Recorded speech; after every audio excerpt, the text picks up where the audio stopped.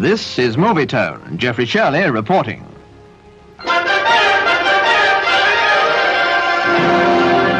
Sweltering in the burning heat of the Persian Gulf, the town of Kuwait, capital of the small Arab state and the latest flashpoint in the Middle East.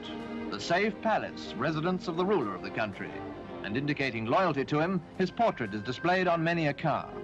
Sheikh Sir Abdullah As-Salim Al-Sabah, now forced by the threat from Iraq to call for British help.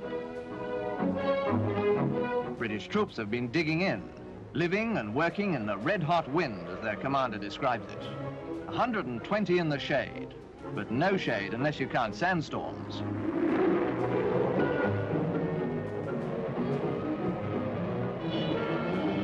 Ice, just what the doctor ordered.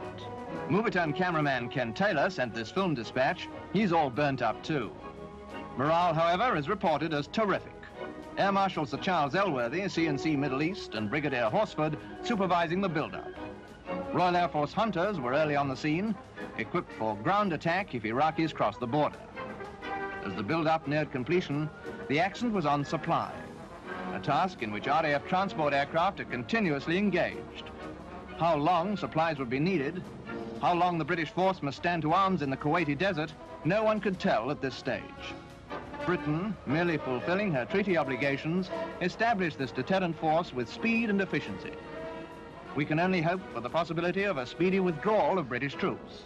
They're cheerfully bearing the heat and burden of the day, just in case Iraq attacks. Leslie Mitchell reporting.